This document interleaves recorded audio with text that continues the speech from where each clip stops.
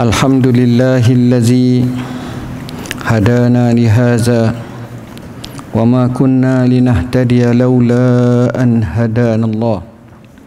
Asyhadu an la ilaha illallah wahdahu la syarika lah wa asyhadu anna sayyidana Muhammadan abduhu wa rasuluh.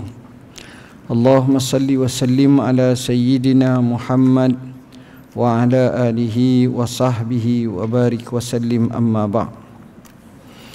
Ashabul fadilah, tuan-tuan guru, para alim ulama, hadirin hadirat, muslimin muslimat yang dirahmati Allah sekalian. Pada hari ini insya-Allah kita mulakan dengan kaedah yang ke-12, hakikat zuhud. Daripada Abu Khallad radhiyallahu an, salah seorang sahabat Nabi sallallahu alaihi wasallam, dia berkata bahawa Rasulullah sallallahu alaihi wasallam bersabda, "Iza ra'aitumur rajula qad u'tiya zuhdan fid dunya wa qillata mantiqin faqtaribu minhu fa innahu yulkil hikmah." Jika kamu melihat ada seorang yang diberi sikap zuhud terhadap dunia dan sedikit berbicara, maka dekatilah kerana dia telah diberi hikmah. Kerana tuan-tuan, sebenarnya nas seperti ini menggambarkan kepada kita beberapa perkara. Pertama, kalimah zuhud ini perlu difahami dengan sebaiknya. Zuhud di dunia bukan bermakna apa-apa kedana, tak cukup makan, minta sedekah. Tapi zuhud di dunia dengan makna walaupun dunia itu dimilikinya, tapi hanya berada di tangannya, bukan di hatinya. Sebagaimana yang didoakan oleh Abdullah ibn al-Mubarak, Allahumma ja'alid dunya fi yadi wa la taj'alha fi qalbi. Ya Allah, jadikanlah dunia dalam kuasa genggamanku, tapi jangan dunia bertakhta dalam hatiku. Daripada Sahal bin Sa'ad radhiyallahu an, sebelum daripada itu dikatakan bahawa yang kedua, sedikit bercakap. Orang yang sedikit bercakap, maka boleh dekat daripadanya kerana dia telah diberi hikmah. Sedikit bercakap ni ada beberapa tujuan.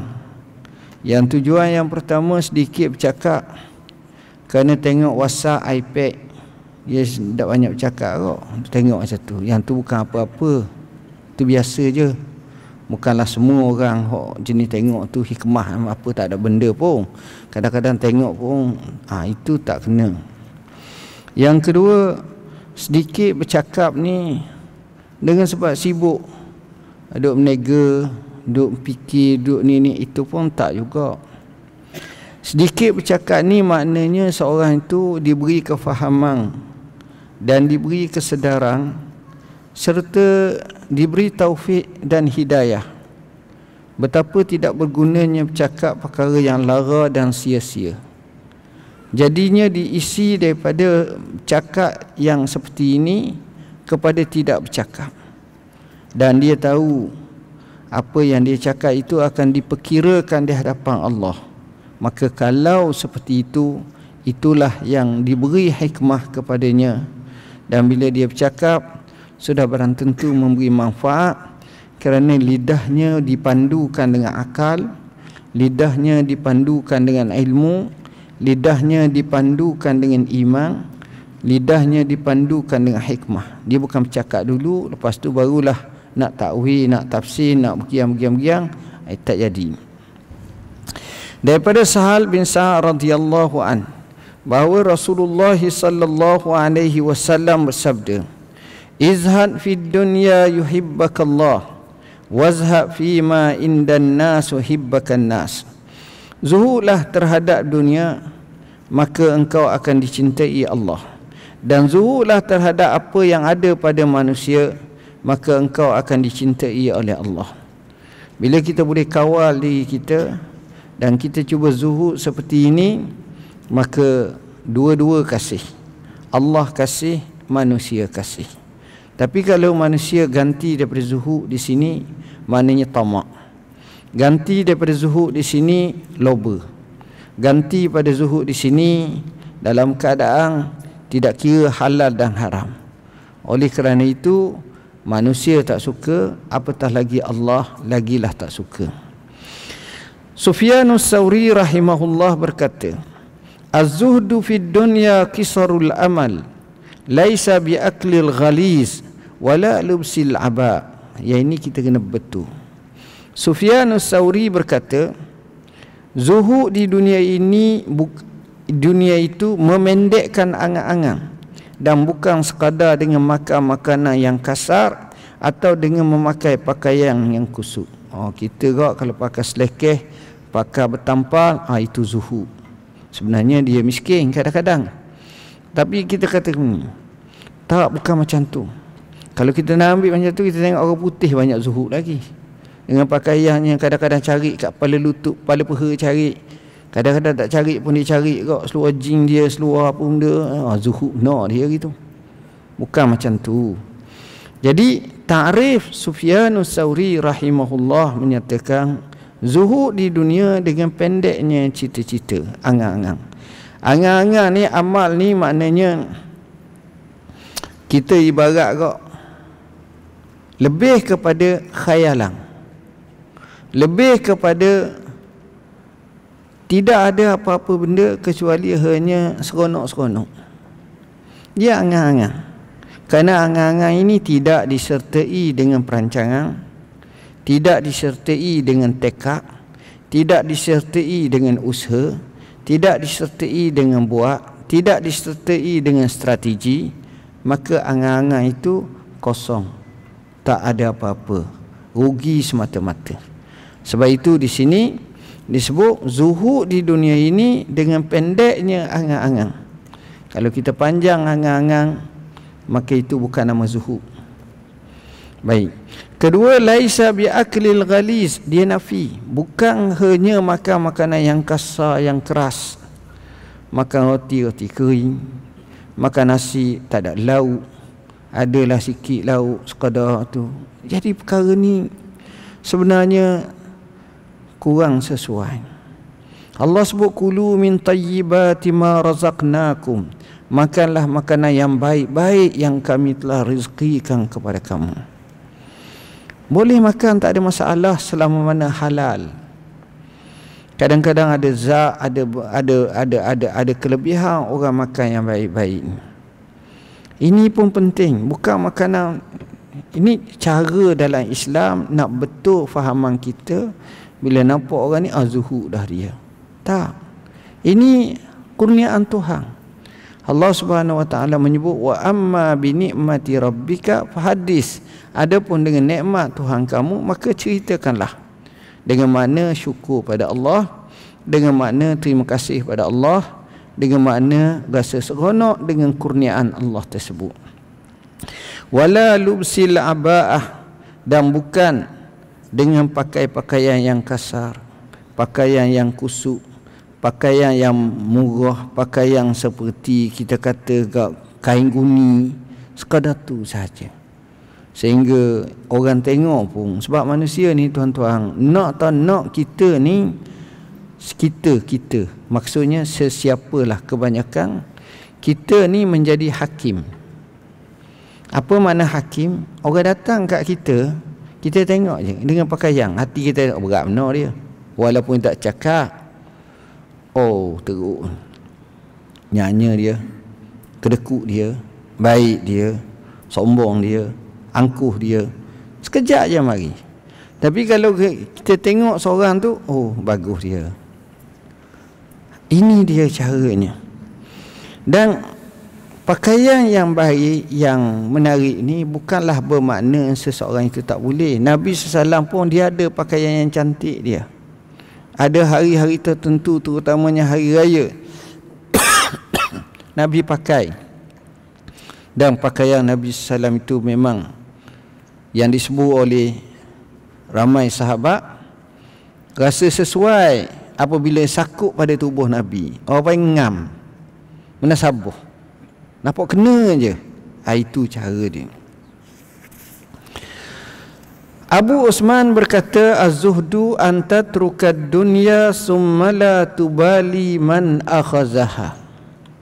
Hakikat zuhud itu ialah engkau meninggalkan dunia, bukan mati, meninggalkan dunia, kemudian engkau tidak hiraukan kepada siapa yang mengambilnya. Ini martabat tinggilah. Maksudnya dia jaga betul-betul supaya apa yang dia ambil itu benar-benar menepati syariat. Apa yang dia ambil itu tidak bercanggah. Apa yang dia ambil itu memang betul-betul memberi manfaat. Atau dia tak ambil kerana maslahat-maslahat tertentu. Ni orang yang zuhud. Tuan-tuan, saya pernah kisahkan Muhammad ibn Wasi' al-Azdi. Dia pergi perang fi sabilillah. Dia tok guru besar sehingga panglima tentera Islam yang terkenal telah panggil dia. Panggil dia dan tengok rupa-rupanya dia sedang berdoa kepada Allah dalam sembahyang duha. Dalam keadaan seperti itu, kata panglima tentera Islam ini, Qutaibah bin Muslim al-Bahili, dia kata, wallahi, jari jemari yang diangkat oleh Muhammad ibn Wasi' al-Azdi ini ketika munajat dan doa kepada Allah, lebih aku suka daripada 1000 atau 100,000 mata pedang.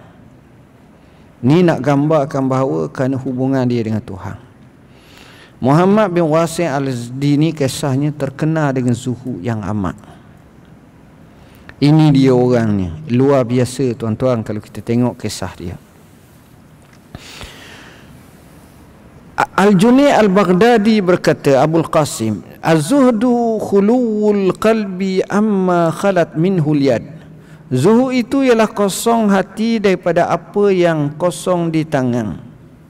Kita ni kadang-kadang hak ada tangan ni satu hal dah. Hak tak ada tangan pun kita penuh dengan hati kita. Nak ni, nak ni, nak ni, nak ni. Banyak sangatlah. Letih kita tuan-tuan. Tapi kalau kita ikut betul-betul umur kita ni, ialah kita letaklah umur berapa tahun. Nak kata muda sangat, 60 muda sangat. Nak kata 90 tua sangat. Nak kata 80 rasa berat juga. Letaklah 75 tahun. 70 apa muda lagi orang kata, 70 gagah lagi, 75. Kalau kita umur 75 katakan, kita mati umur 75, umur kita 50. Maknanya kita boleh hidup 25 tahun je lagi. Itu kalau. Tapi kalau bukan kalau, boleh jadi sekarang pun boleh mati, esok pun boleh mati. Lagi cepat. Kalau 25 tahun, apa benda boleh buat tuan-tuan? 25 tahun kalau kita fikir betul-betul, ni saya nisbahkan ni panjang lah ni. Apa benda kita boleh buat? Sepatutnya kita kena letak 63. Lepas pada 63 tu kira bonus lah. InsyaAllah bonus daripada Tuhan. Tuhan nak suruh kita 63. Jarang kita boleh banyak memberi manfaat. Saya terdengar seorang ulama, dia panglima, namanya Yusuf ibn Tashfin. Luar biasa. Umur dia hampir 100 tahun. Umur 80 pergi perang lagi. 75 perang, menang lagi. Pengasas Daulatul Murabitin. Lawan buka Sepanyol buat kali kedua. Lawan dengan Raja Julius. Lawan kuat. Naik kapal, perang, hebat. Tapi orang macam tu jarang lah. Seorang dua je ada macam tu. Kita 50, 60 peceng dah. Tak cakap, tak gerak. Tapi mereka tu macam mana dia punya latihan, dia punya semangat. Ini luar biasa. Al-Junaid ditanya tentang zuhud oleh Ruwaim. Ruwaim ni juga seorang ulama besar, ahli tasawuf. Lalu beliau menjawab, istisgharud dunya wa mahwu asariha minal qalb, menganggap kecil kehidupan dunia dan menghilangkan pelbagai kesangnya dari dalam hati. Dunia ni bukan besar sangat, kecil anggap. Menganggap kecil kehidupan dunia dan menghilangkan pelbagai kesangnya dari dalam hati. Kita rasa kecil je dunia. Dan segala kesang-kesang dunia itu dibuang daripada hati. Ini kalau sampai pada satu tahap seperti itu, insya-Allah. Ini yang kita dambakan. Ini yang kita harapkan. Maknanya kalau boleh, terutamanya dekat nak mati, kita buang semua sekali. Boleh sekarang dah, tapi ialah dalam kehidupan, dengan pelbagai rencam kehidupan. Al-Imam Ahmad bin Hanbal berkata, az-zuhdu ala salasati aujuh. Zuhud tu ada 3 wajah, ada 3 jenis, ada 3 bahagian. Pertama, al-awwalu tarkul haram wa huwa zuhdul awam. Yang pertama, meninggalkan perkara-perkara yang haram. Maka ini adalah zuhud orang awam. Boleh hak ni pun mujur sangat dah, alhamdulillah. Ini kita boleh hak ni. Tinggal je yang haram-haram. Maka ini adalah zuhud bagi orang awam. Orang awam ni orang macam kita semualah. Yang kedua, asani tarkul fudul binal halal wa huwa zuhdul khawas. Ni martabat dia tinggi sikit lagi, iaitu meninggalkan yang berlebihan dari yang halal. Ini adalah zuhud orang-orang yang khusus. Yang kedua ni, meninggalkan yang berlebihan daripada yang halal. Mana-mana yang halal, yang ada lebih, kita tinggal. Ini adalah zuhud orang-orang yang khusus. Mana dia bataskan, dia jaga. Dia jaga. Kerana itu kadang-kadang hidup mereka ni kita nampak simple, mudah. Dia tak macam kita kadang-kadang mesti gini, banyak gini-gini. Dia tak. Hidup dia amat-amat mudah dan amat-amat simple.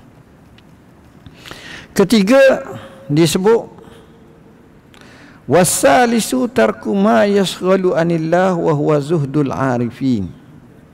Meninggalkan apa sahaja yang boleh menyibukkan diri dari Allah.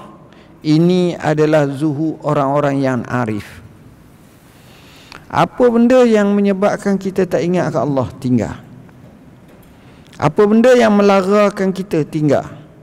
Apa benda yang melalaikan kita, tinggal. Ini maknanya zuhud yang sebenar. Zuhud ahlul ma'rifah ataupun al-arifin. Dia zuhud sungguh, tuan-tuan. Cuma kita tak bertemu dengan orang macam tu. Kurang. Kita jarang bertemu orang-orang macam ni. Tapi bila kita tengok orang-orang macam ni luar biasa. Luar biasa. Dia tak berapa kaya, tapi dia kuat ibadat kepada Allah. Dia kuat zikir kepada Allah. Dia kuat bangun malam semayang. Dia tetap dengan hal dia itu. Dia redha dengan apa yang Allah tentukan. Dia usaha seadanya, tapi dia jaga jati diri dia dan maruah dia. Ini zuhud orang-orang yang arifin yang luar biasa. Cerita zaman-zaman dulu, orang macam ni ramai yang amat sangat. Itu cerita zaman dulu. Cerita zaman sekarang ni lain keadaan. Sebab zaman dulu didedahkan dengan orang-orang ni, dengan jati dirinya, dengan semangatnya, dengan akhlaknya, dengan tingkah lakunya. Lain keadaan berbanding dengan keadaan kita sekarang, tuan-tuan. Tuan-tuan dan puan-puan yang dirahmati Allah, dalam bab zuhud ni, suka juga saya nyatakan bahawa bila kita tengok dalam sejarah Islam, kita akan dapati pembetulan tentang makna zuhud yang selalu disebut tentang pakaian sebagai lambang kezuhudan seseorang. Zaman Sayyidina Ali radhiyallahu an, ada satu puak yang telah keluar daripada Sayyidina Ali, menentang. Puak ini dikenali sebagai Khawarij. Khawarij ini juga dikenali sebagai Haruriyat. Puak macam ini dia cukup kuat menentang sampai berbelah-belah ribu, berpuluh ribu yang sokong mereka. Dan puak ini pelik tuan-tuan. Puak ini dia benar-benar komit dalam agama. Kalau kita tengok memang kita akan rasa, oh inilah terbaik. Tinggal sahabat-sahabat Nabi. Semayang ni sampai hitang dahi. Lamanya. Puasa sunat tu mainan je lah. Tiap-tiap hari mungkin selang sehari gitu kuatnya puasa. Baca Quran pun banyak. Puak-puak ni hebat. Pakaiannya Allah zuhud sungguh. Pakaian dia pun. Dan ada mereka yang menterjemahkan kehidupan pembunuh Sayyidina Ali, Abdurrahman bin Muljim. Dikatakan kaki semayang, hafaz Quran, kuat puasa, tapi bunuh sahabat Nabi waktu pagi ketika sembahyang subuh. Jadi puak-puak ni macam mana ya? Kalau kita tengok, oh inilah Islam sebenar, kita kata. Inilah hak sebenarnya. Siapa tahap tu tuan-tuan? Sebab itu hukum ni bukan berdasarkan kepada amalan saja. Hukum ni bukan berdasarkan amalan saja, tapi hukum juga berdasarkan ketepatan dengan apa yang Nabi sebut, apa yang diamalkan oleh para sahabat radhiyallahu anhum. Hak itu hak sebenar. Yang ini kita kena pegang. Jadi Abdullah bin Abbas radhiyallahu anhuma minta izin kepada Sayyidina Ali untuk pergi debat dengan mereka, pergi berbincang dengan mereka, bermuzakarah dengan mereka. Pada hari kejadian, Abdullah bin Abbas ni pakai pakaian yang comel-comel, yang cantik, yang lawa. Mari saja dalam majlis tersebut, semua terkedu. Semua terkedu. Kenapa begini? Kami ingat sepupu Rasulullah SAW ini habrul ummah, yang Nabi doa Allahumma faqihu fid din wa alimhu ta'wil. Sudah barang tentu orang yang zuhud, orang yang pakai selekeh, orang yang pakai pakaian yang nampak sifat sahabat itu, tapi ni tak.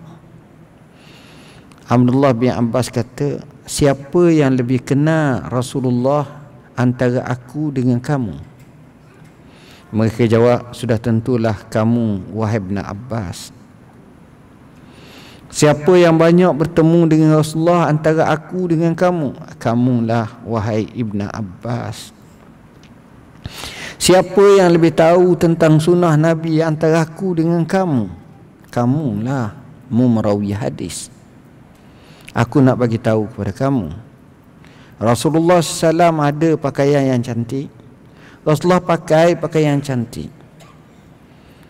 Bahkan disebut dalam sebuah riwayat, fal yuri asar rahmatillah nikmatillah, maka tunjukkanlah kesang-kesang daripada kasih sayang Allah. Cuba tunjuk kesang-kesang daripada rahmat Allah, kesang-kesang daripada nikmat-nikmat Allah yang Allah bagi. Yang ini yang dihujahkan Imam Malik menghantar surat kepada Abu Saur, seorang ulama besar. Al-Lis hantar surat kepada Lis yang besar di Mesir. Jadi bila sebut macam itu, awal permulaan sebelum berlaku perbincangan yang hangat itu, Tasheh Ibnu Abbasin radhiyallahu anhuma berkenaan dengan gaya pakai, cara pakai, sudut fikir, cara sebenarnya. Bila dengar macam tu, Allahu Akbar. Tuan-tuan dan puan-puan yang dirahmati Allah, Al-Hasanul Basri radhiyallahu anhu. Hasan Basri tak sempat bertemu dengan Nabi. Dia lahir zaman Sayyidina Umar ibn Al-Khattab tahun 21 Hijrah. Sayyidina Umar mati tahun 23 Hijrah. Dan Sayyidina Umar doa kepada dia, dan juga isteri Nabi SAW yang pelihara Hasan Basri doa, Allahumma ja'alhu muqtadal khalaiq.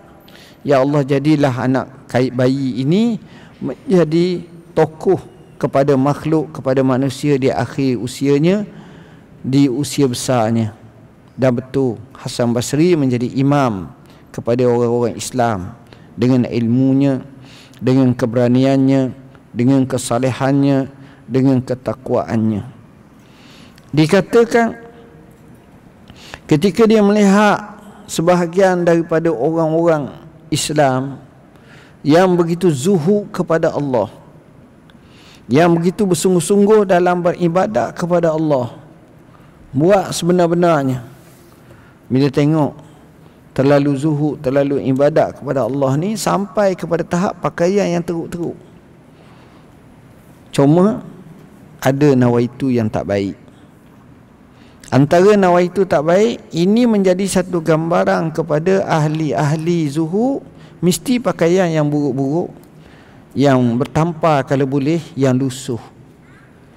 Dan di situ juga akan menjadi cara untuk diberi sedekah dan diberi hadiah dengan banyak oleh orang ramai. Tengok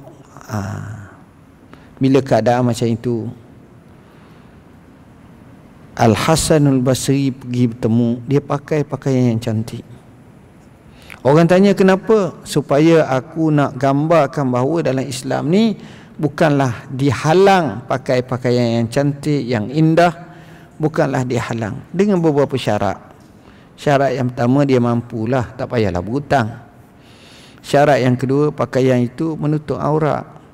Syarat yang ketiga, pakaian itu bukan pakaian yang syuhrah. Apa makna syuhrah? Yang menyebabkan orang merasa terkagum, merasa nak tengok sangat, merasa bergiang-giang. Tak, pakaian tu macam biasalah pakaian. Kalau kita gak dipanggil yulfitun nazar. Oh, nak tengok. Ni Hasan Basri radhiyallahu an. Begitu juga kita tengok, kadang-kadang orang anggap zuhud ini dengan cara mesti kita jangan kaya. Zuhud mesti jangan kaya. Jadi cara tak nak kaya, jangan usahalah. Jangan kerja, duk surah, duk masjid, duk gitu je. Tak jadi, tuan-tuan. Ini pun bukan caranya.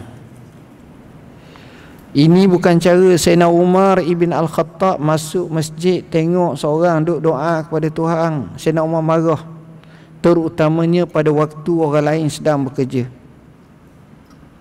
Allah tak turun daripada langit kepada kamu duit dirham dan dinar, dia suruh kamu kerja.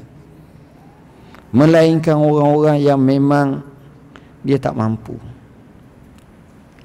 Daripada sini timbul isu, kalau Allah bagi seorang tu kaya,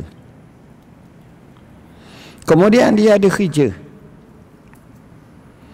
kemudian dia ada pendapatan, seperti dia ada kilang, dia ada syarikat, dia berjaya, mana baik dia jual semua syarikat dia, duit dia tu dia guna untuk makan dia dan sikit untuk belanja, kemudian dia zikir dalam masjid dan surah, duk gini-gini, mana baik? Jawab dia, lebih baik jika sekiranya dia terus mengendalikan syarikat dia, Dengan syarikat dia itu, ramai pekerja-pekerja yang boleh kerja di bawahnya, dan dia boleh memberi manfaat, maslahat kepada ramai orang, dan dia boleh jadi model untuk ditunjukkan inilah cara sebenarnya Islam. Sebab Islam ni mengutamakan maslahat ammah. Dan Islam mahu ramai orang-orang kaya supaya masalah masjid tak ada masalah. Nak bina, nak buat, nak baiki, nak cat balik, nak tukar mic, nak tukar apa ni, audio system ke apa ke, mudah. Nak bantu orang miskin, mudah. Nak beri beasiswa ataupun bantuan, mudah. Banyak benda mudah. Tapi kalau kita ni, aku tengok mu tengok aku, harap gitulah. Buat derma dapatlah 200 riyal, dapatlah 3,000, nak pakai 4 juta. Mana dang? Tak sempat tuan-tuan. Tapi kalau ada hak jenis yang baik-baik ni, ramah lagi, baik yang mudah tuan-tuan. Kita tampak pembangunan. Jadi pemikiran seperti ini kena besar dalam masyarakat kepada mereka yang boleh. Cuma kita tak nafi ada orang tu memang dia takat tu je. Dia takat tu je. Sebab kita ni Allah Subhanahu Wa Taala menyebut kullun ya'malu ala syakilati. Katakanlah setiap orang tu dia beramal, dia buat mengikut bentuk dia, keadaan dia. Orang panggil apa? Talent lah. Layaknya. Menasabah dia jadi gini. Menasabah. Orang tengok, orang kata ya dia ni. Orang rasa dia boleh buat. Orang yakin dia ni. Sebab ini semua adalah kurniaan Allah Subhanahu Wa Taala kepada jenis-jenis orang-orang tertentu yang ada bidangnya. Anak kita 5 orang, tidak semua layak jadi pemimpin. Ada yang jadi guru, ada yang jadi doktor, ada yang jadi peguam, ada yang jadi penceramah, ada yang nega-bega. Tak masalah. Tapi bila tanya mak ataupun orang lain tanya makcik, anak makcik hak jadi guru tu macam mana? Dia kata daripada kecil lagi duk minat buku, duk minat ngajar gini papai hitang, daripada kecil lagi minat dah. Ni hak jadi askar tu, suka sangat buat bedi. Suka sangat cari batang buluh buat bedi. Ini buat ni. Minat lah. Cerita-cerita hak jenis-jenis combat, Pascal ke mendapa ke, tengok tu tak ada benda lain lah. Perang, sabit jadi tentera pun. Hak ni hak jadi peguam ni cakap sikit berlawan, suka sangat. Pandai dah debat. Pandai. Hak jadi doktor ni tengok benda suka buat kajian. Katok buat kajian, ikan buat kajian, duk tengok kajian. Jadi ada kemunasabahan. Allah Subhanahu Wa Taala jadi ada juga kerja ni tiba-tiba tukar jadi kerja ni. Ada, bukan tak ada. Tapi hak tu kerana kes lain pula lepas pada tu. Jadi tuan-tuan dan puan-puan yang dirahmati Allah, ini hakikat zuhud. Zuhud yang kita nak janganlah difahami bila ngajar ni kau tinggal. Saya cakap macam ni bukan apa. Saya cakap macam ni saya setelah dapat banyak maklumat ataupun orang bagi tahu kat saya. Dan bukan orang lain yang orang panggil first party. Tuan yang terbaik cerita. Ada yang sayangkan Tok Guru bagi habis harta. Bagi habis. Dengan kau boleh buku bank pun bagi. Dapat bagi, berapa banyak bagi. Nak sumbang bagi. Bukan tak boleh bagi. Tapi siapa keluarga sendiri melarat siapa ni, kau pun bukan banyak sangat pun. Zaman Nabi minta perang Badar, perang kita kata Tabuk. Sekali tu je hak minta derma jihad semua sekali banyak gitu. Bukan tiap-tiap hari duk minta begini.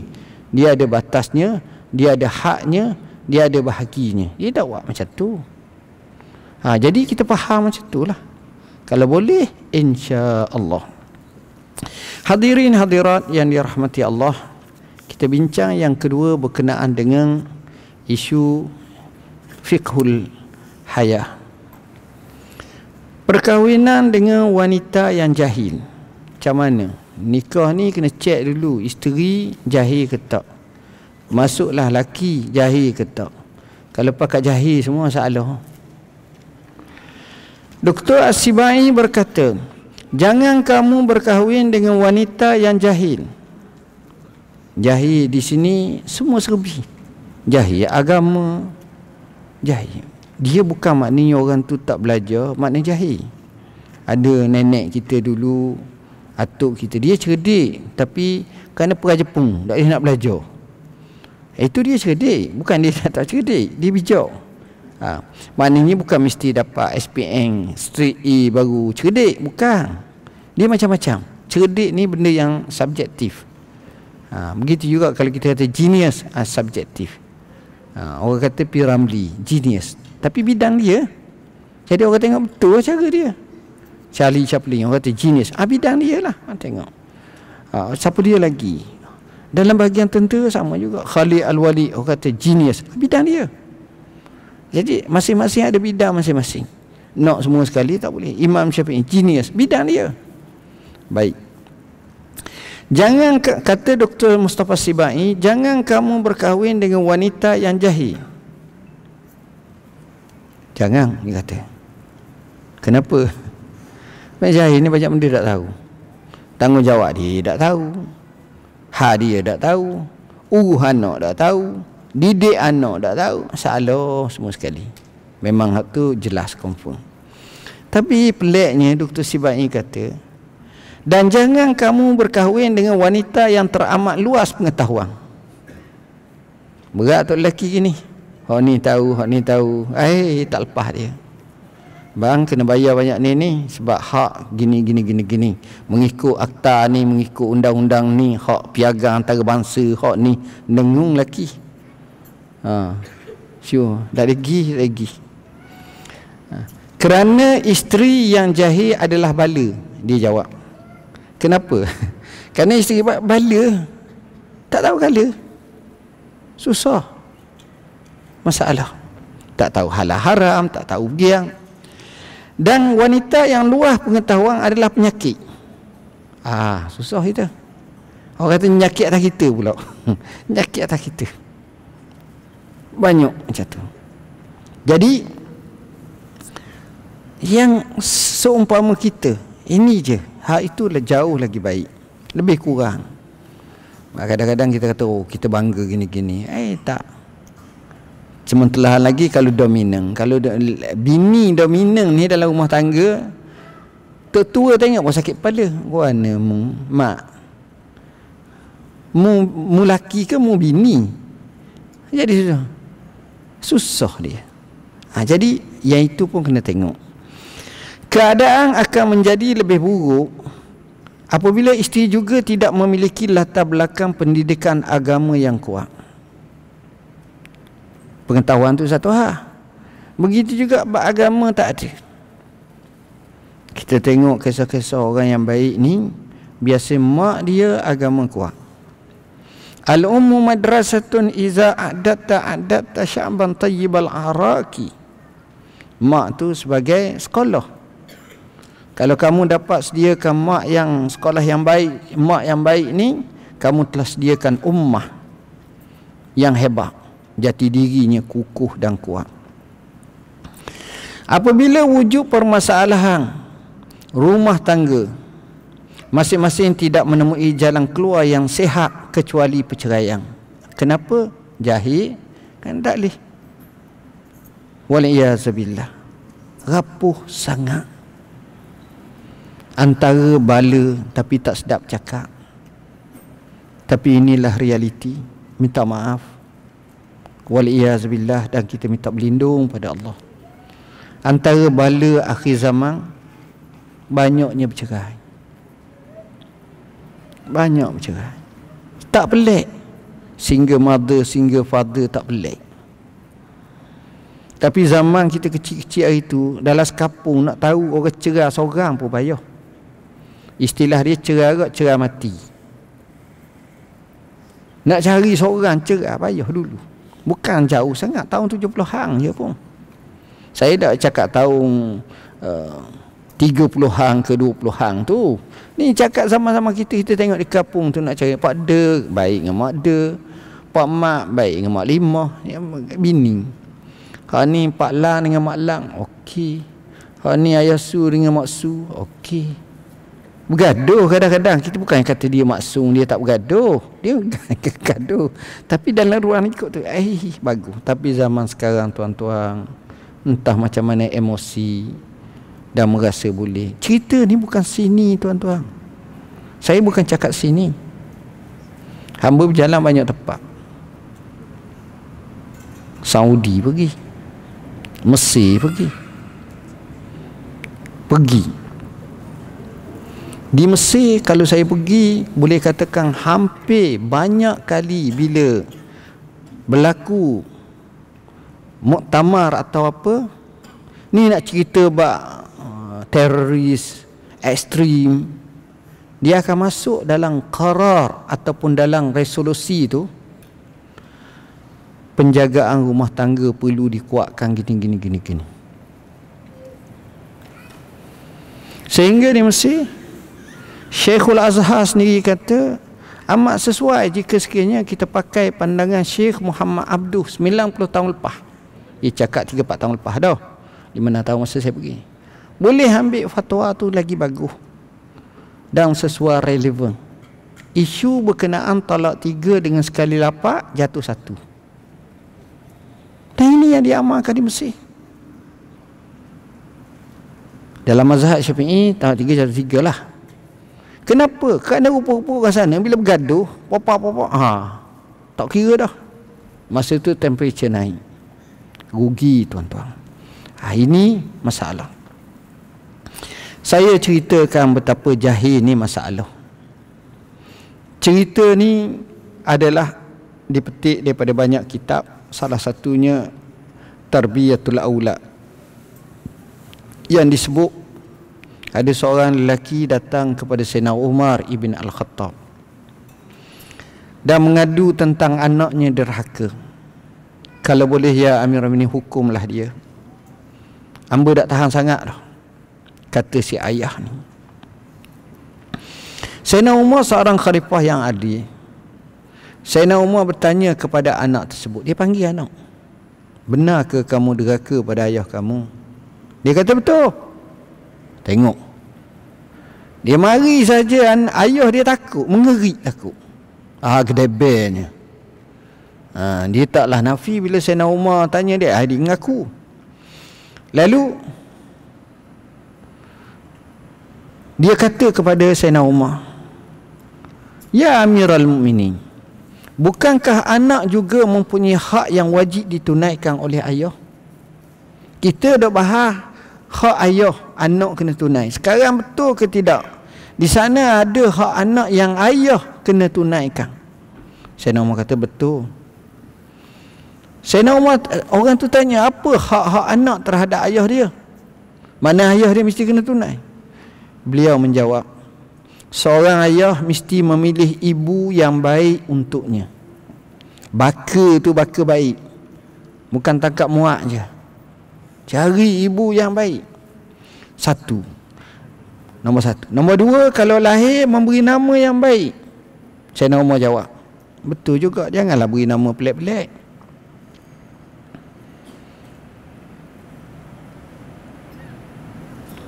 Beri nama anak Firaun, payah.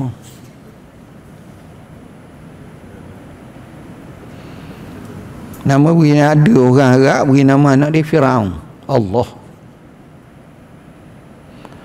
Al-Allamah Syekh Amin Syengkiti, Muhammadul Amin Syengkiti, ada seorang tu namanya Firaun.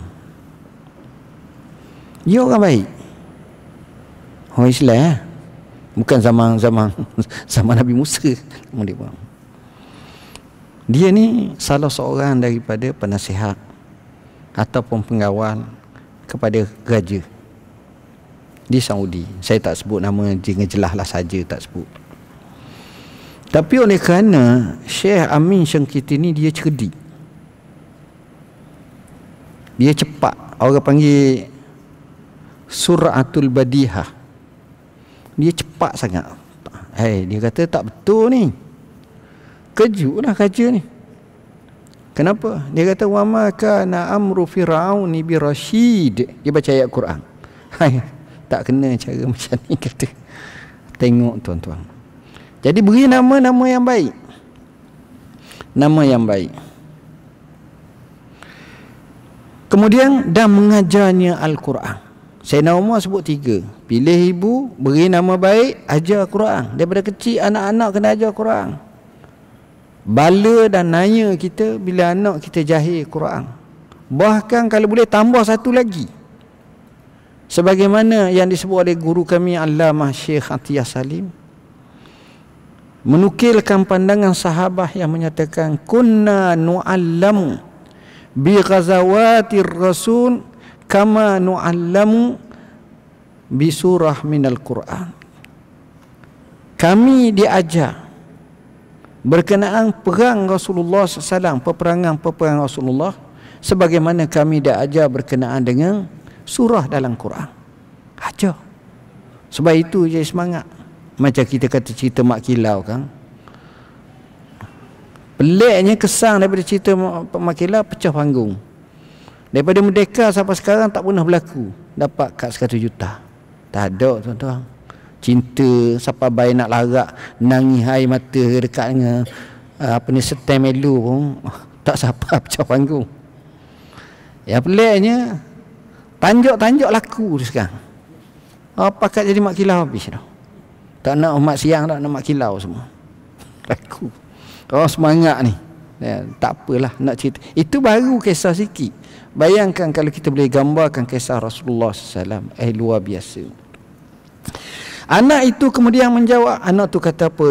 Wahai Amirul Mukminin, bapaku tidak menjalankan satu pun daripada hak-hak itu.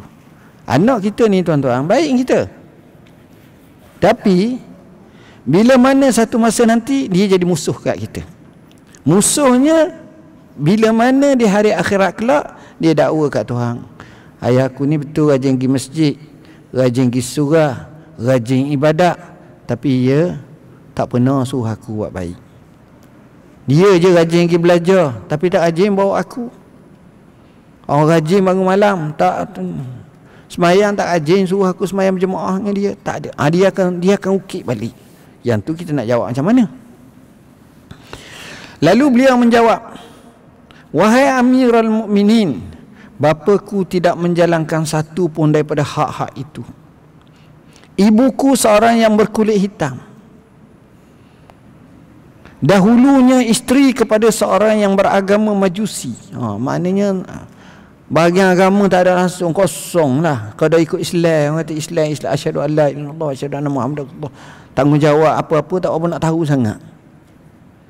Pilih macam tu. Kemudian beliau menamakanku dengan Ju'al, yang bermaksud kumbang, kabu. Benda-benda macam Allah. Agak ni tuan-tuan, bab nama ni dia boleh beri nama anak dia menatang, tak masalah. Tapi biasanya dia akan pilih menatang yang gagah, yang kemah. Dia beri nama anak dia Lion, Asad, Namir. Dia beri nama anak dia Fahad. Itu biasa nama Arab. Tapi jarang anak dia beri nama tikus munduk, lipas kudung, cicak kobing. Tak beri nama itu. Hak nama-nama uduh-uduh ni nama hak menatang hak jenis. Allahu akbar. Ulat dalam perut beri nama. Cacing. Beri anak nama. Tak beri nama macam tu. Biawak. Orang tak beri nama anak dia biawak. Contohnya. Tapi dia beri nama hak baik-baik. Ni Allah juga nak mu nama apa? Kumbang. Allah monggo. Betul lah patah Melayu kata kumbang tu mengorak dengan bunga. Istilah kumbang tu orang lelaki, bunga tu itu patah Melayu. Arab ni Allah kumbang. Oh monggo. Dan beliau tidak pernah mengajarku satu huruf pun daripada Al-Quran. Ni tinggal. Ayah tinggal, mak tinggal. Ayah tak ajar anak, mak tak ajar anak. Sayang anak pakai beri je. Sebab itu dia jadi ternak. Ni bala, tak betul.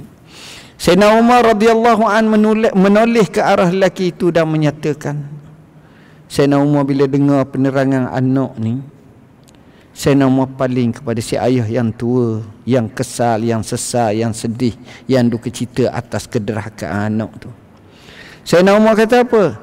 Ji'ta ilayya tashku uquqa ibnika wa qad aqaqtahu qabla an ya'uqaka wa asa'ta ilaihi qabla an yusi'a ilaik.